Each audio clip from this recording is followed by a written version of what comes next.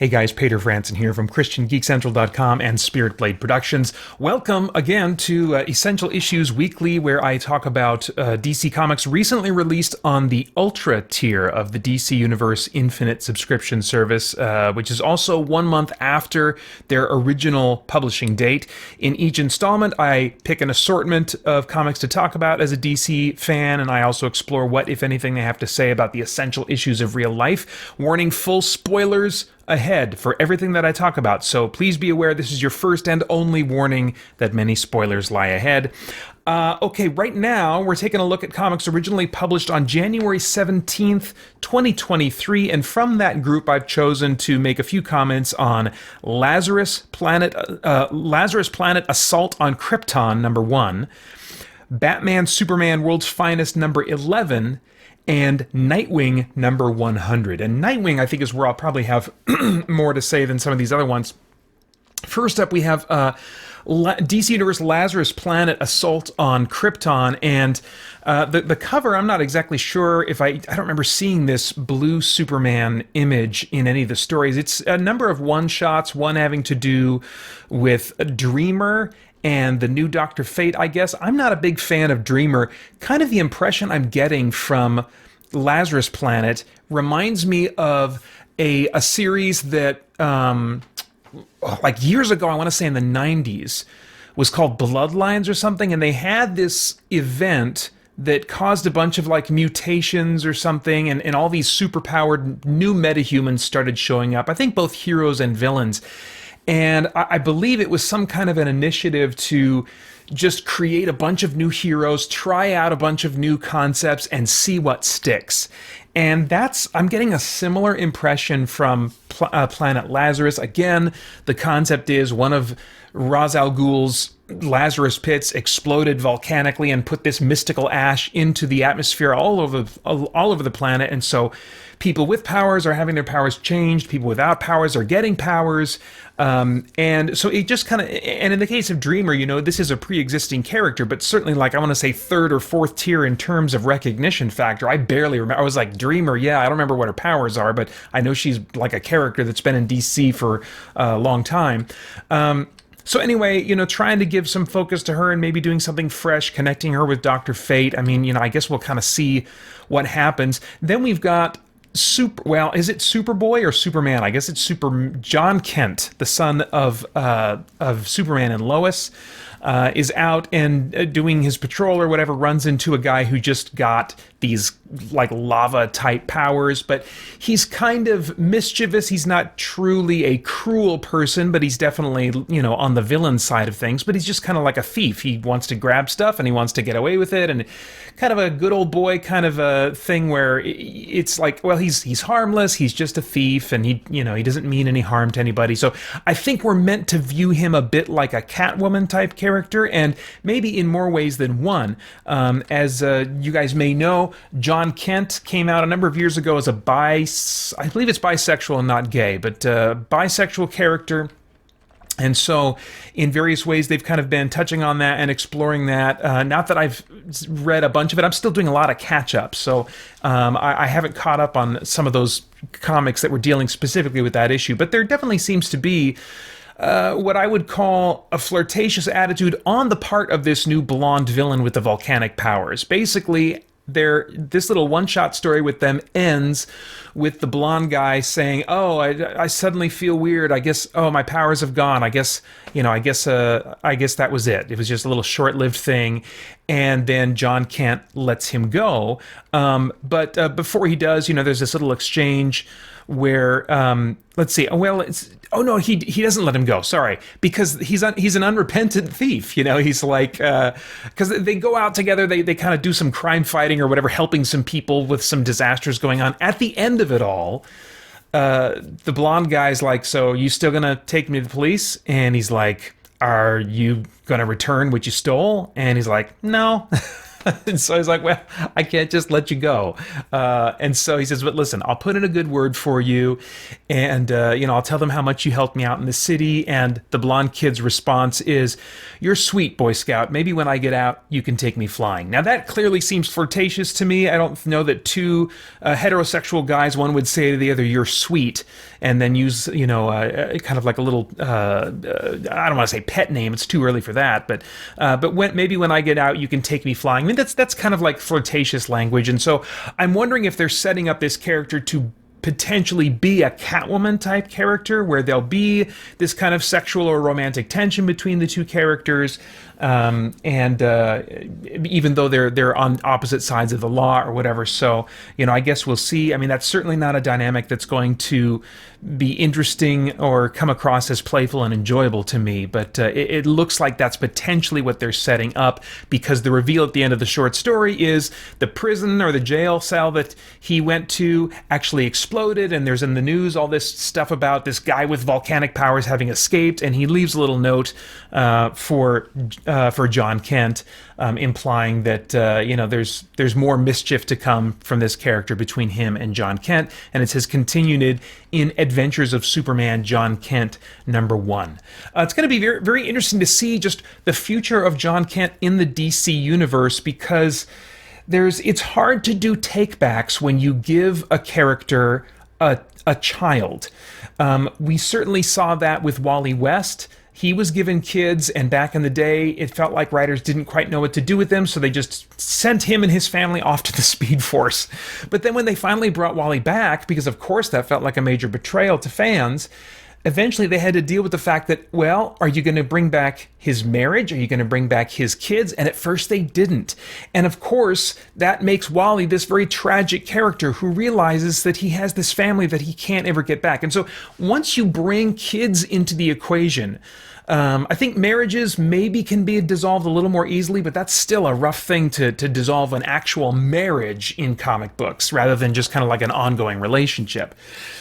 So in creating John Kent, they've really kind of committed themselves to this character, because if they get rid of John Kent in any kind of permanent way, that is going to do horrifyingly dramatic things to both Lois and Clark. They will then be forever changed, whether he dies or not. If he's sent off to live in the future, maybe they could do that, but that he's still, it's a hard thing to figure out what to do if you don't want to have that character in the comics all the time, And so I'm just commenting on that because we've got this book coming up, Adventures of Superman John Kent #1, and I'm just wondering, how much are they going to segment John Kent from Superman and Lois? Are they going to try and make Superman's normal books feel kind of like, maybe mentioning that he and Lois have a son now and then, but for the most part, just focusing on him and, Lois, but not really on John, or what?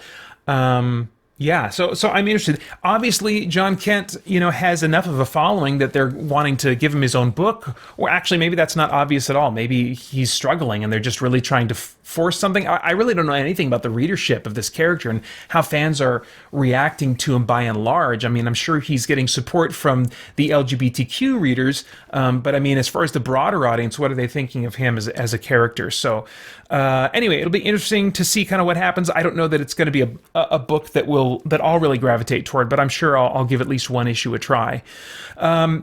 Probably the one shot in here that most reminded me of Bloodlines was this one shot. Sorry, I keep calling them one shots. They're short stories. It's kind of like an anthology book, where Lex Luthor and his bodyguard / chauffeur Mercy experience this, or Mercy more specifically experiences this Lazarus event that gives her powers. And so now suddenly she's not just a really skilled human bodyguard. She's got these John Carpenter's The Thing style body morphing abilities that make her into like this living organic weapon type thing. And once I saw this story, I was like, you're taking this well-known character, you're giving them powers. This is going to jump the shark in a weird way if it's permanent. And if it's not, then otherwise I'm just waiting for the powers to go away. So at this point, this whole Lazarus Planet thing, it's being marketed in some ways as the beginning, the precursor to the Dawn of DC year-long event, which is supposed to be a big jumping on point for new readers, and so I want to read it for that. But as far as like what it's doing in and of itself, I'm actually not really interested in. I'm becoming increasingly less interested in as these go on, because I'm just like, these are all, none of these stories are going to stick. Because what kind of an origin story is it for a new character to be like, how'd you get your powers? Remember that Lazarus planet thing where a bunch of people got powers? Yeah, me too. So I'm trying to imagine how a character with a really interesting concept and origin could come out of this event in a lasting way. So we'll see. And then I think, was this maybe with Power Girl and Zatanna, the last of the anthology stories? Power Girl has had, as she's been reinvented again and again over the years, as they, because she's originally from Earth 2, or the Golden Age DC universe, as the Golden Age Supergirl, if I'm not mistaken. And as that timeline has been erased and rewritten a number of times, as the DC universe has been rebooted over the decades, they've tried to do various things with her origins, so she was just a continuity mess for a while. And among those things that they did with the character was give her magical origins, because she came from the ancient city of Atlantis, she discovered, or something. Eventually they kind of erased that, but now they seem to be flirting with the idea of giving her magical powers again, giving her magical powers of telepathy. She's interacting with this Titans character, Omen, who I believe has mystical powers. So I don't know what's going to happen here, if they're just going to add this to her set of powers going forward. That would still seem weird to me, to have it connected to the Lazarus event, but whatever. It says, as far as their little anthology story, it says to be continued in Lazarus Planet Omega and Action Comics 1051, which I think is going to be a significant jumping on point for Action Comics. I think that's going to be the first one that gets the Dawn of DC branding going forward. So, yeah, we'll see. But maybe she'll be part of the broader Superman family, it sounds like, which I certainly wouldn't mind. Yeah, so that's all I have to say about Lazarus Planet and my general feelings about the Lazarus Planet event going on. I have, I think, almost nothing to say about World's Finest number 11, but it's one book that this month just made me think, I need to add Batman and Superman World's Finest to my books to catch up on list.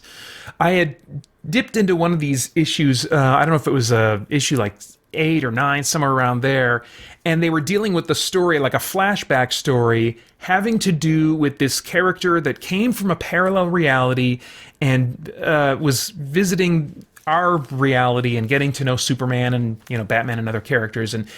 And what we find out is that in the future, he's going to become the character, I believe the character's name is Gog, but if you've read Mark Waid's Kingdom Come with art by Alex Ross, he was the guy with the big brass goat horn type things that was the rival to Superman in that story. And this is Mark Waid writing this story arc here, and what is kind of revealed at one point, earlier than issue 11, is that this character is going to become the character Gog. And this is kind of the story of how that happened. And most of the story seems to be set in the past of the DC universe.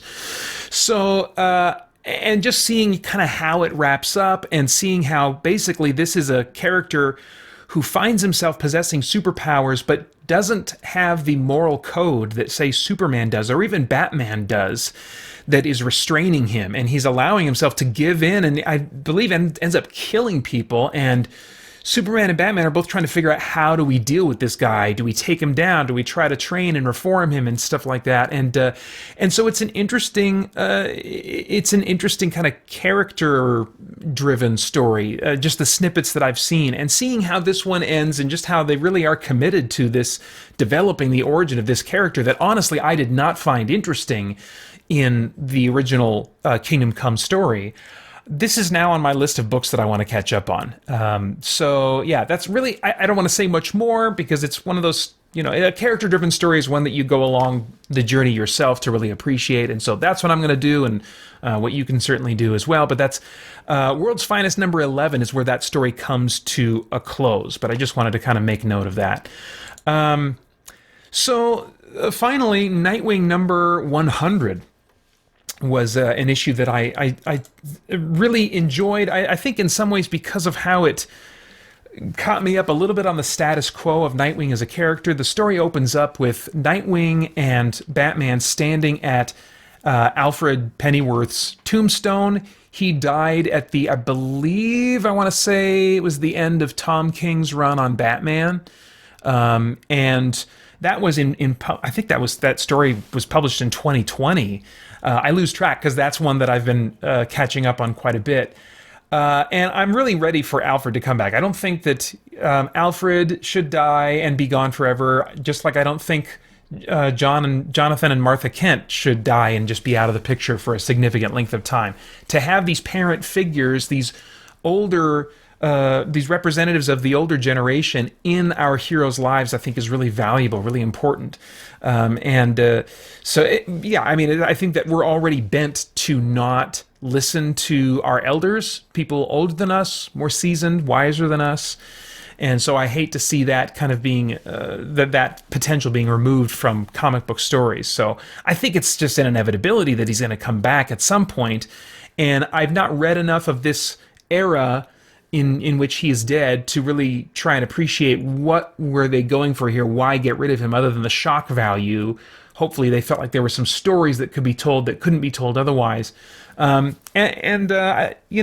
that's the case, maybe not. But certainly there's a moment here that because of Alfred's absence is able to happen, but I'll get to that in a second. I mean, right now we've got a pretty forgettable story with some kind of villain of the week. It seems like I don't know who this guy is or if he's going to be all that significant to the future of Nightwing. But most of this issue wasn't super interesting to me. It's got some interesting moments where it reflects on his past, starting out as an acrobat and then becoming Robin and Nightwing in his various incarnations and costumes as Nightwing. And normally these kinds of issues that are celebrating the legacy of a character, like a landmark issue, like a 100 or a 500 or a 1000, often I'm not going to be into them just because they're a little bit too into that congratulatory mode about like we made it this far and let's reflect on the past and let's have a bunch of different writers and artists contribute a hodgepodge of reflections on the character. And I'm like, I'm not really into that,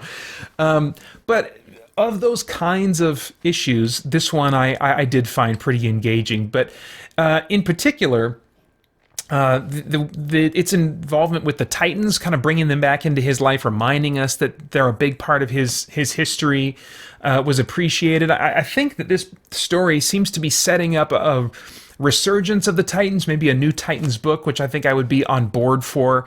I've not been a huge fan of the Titans over the years, but I think I've followed them in various incarnations enough, and I've just been a DC fan for enough decades now that I appreciate the legacy of the Titans and kind of what they represent as the first generation of sidekicks that grew up to become their own heroes in themselves. And so, I do have respect for the Titans, but it ultimately needs to be a book that's written in a way that I enjoy.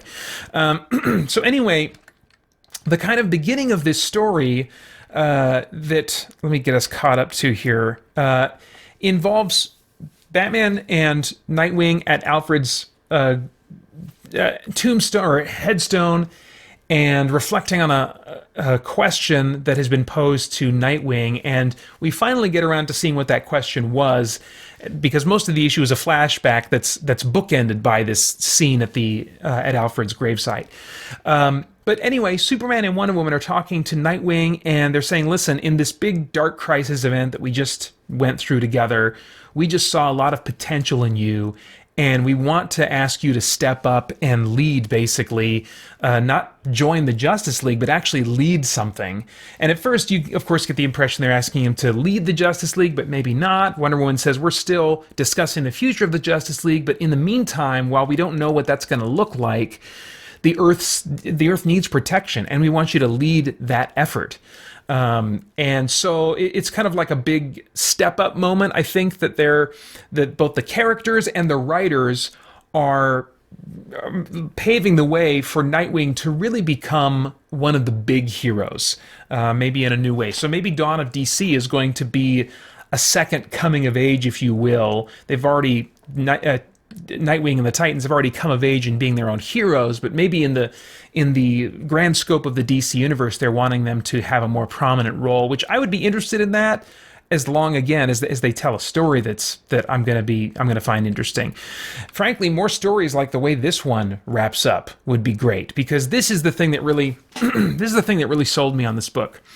We finally flash back to Nightwing and Batman. They're standing at Alfred's gravestone, and they're just kind of reflecting on what life is like without Alfred, the role that he used to play, and he used to provide balance and kind of social lubrication for the Bat family, because Bruce is certainly not his social skills, when he's not playing the part of playboy, billionaire Bruce Wayne, when he's just with people that he knows and that know him, his social skills aren't great. He can be pretty hard and withdrawn and not really say important things in his relationships that ought to be said. And that's what Alfred would help kind of bring out, or would say on behalf of Bruce to other people, and so as they're at this grave site, Nightwing says, what would Alfred have said for you now? And he says, Alfred would have said that you saved me before you. Every hit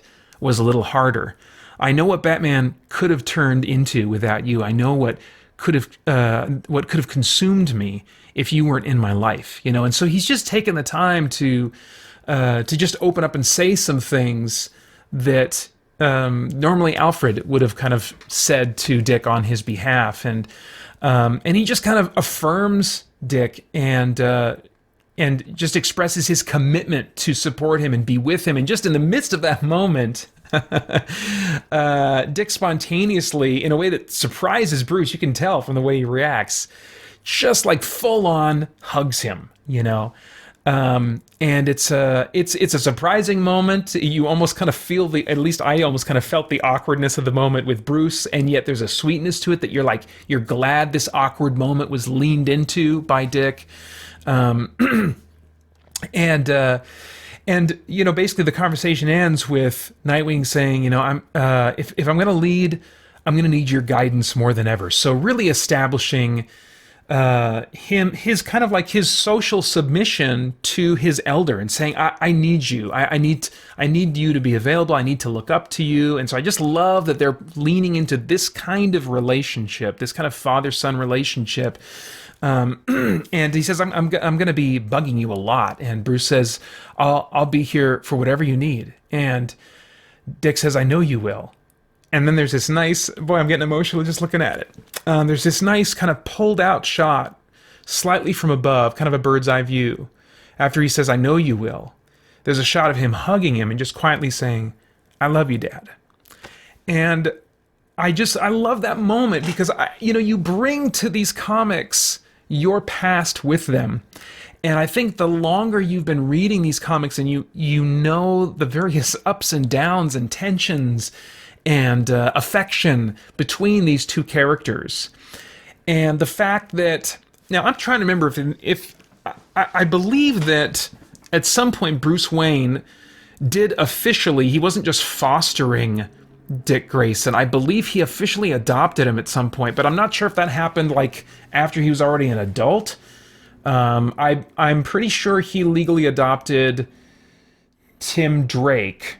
I don't think he got around to it with Jason Todd. I can't remember what the situation was. But anyway, this is this moment here, even if he got around to officially adopting him or not, it would have been really late in the game. And so this is a really moving moment where Dick, he's got his own memory with his own parents and stuff like that. Certainly during some of his most formative years still. And so for him to be calling Bruce not just his father, but to use that more affectionate, familiar term of dad, it's so surprising and feels weird, but also like just wonderfully tender and relatable. And yeah, I think a lot of readers would just say, oh, that's sweet or whatever. But I think in part because of the stage of life I'm in, not just a son, but also a father now of two boys that are 12 and 15. So to be looking at this as both a father and a son, to just see this sweet moment, and also to know just how hard life has been for these characters, especially for Bruce, for there to be any kind of sweet moment of affection and family I just feel like, I want that for these characters. They're so haunted and they're so broken. So anyway, yeah, I just really love that moment at the end of Nightwing 100. You can't have every issue be like this, have this tear-jerking, affectionate moment, because then it would lose its power. I think they're probably in for some rough times in their relationship ahead. But I really appreciated this moment for what it is, and it's just, I think it can be, if we're willing to let it be, it can be a reminder to us to say the things to those in our lives that often go unsaid, that we assume are understood. It's really valuable for them to be said out loud, because you can discover, I actually don't say this very often. In this case, it's "I love you, Dad." In my family, we're very verbally affectionate, physically affectionate with each other, but there are still some ways I could affirm my boys that I don't on a regular basis. And I'm like, I should say that verbally. I haven't said this particular thing to affirm them in a while. I should say that, because there's power in saying that. Anyway, so yeah, Nightwing 100, really great. And I think those are all the thoughts that I have to share on comics for now. Thanks for watching. I'd love to get your thoughts and reactions, as always, in the comments below. Remember to check out the Christian Geek Central podcast at christiangeekcentral.com. A bunch of other links to other content there you can check out. Yeah, that's all. Thanks for watching. For more chat about geek entertainment, answers to your questions, and news from the wider world of Christian geekery, get the Christian Geek Central podcast today on iTunes and other podcast services.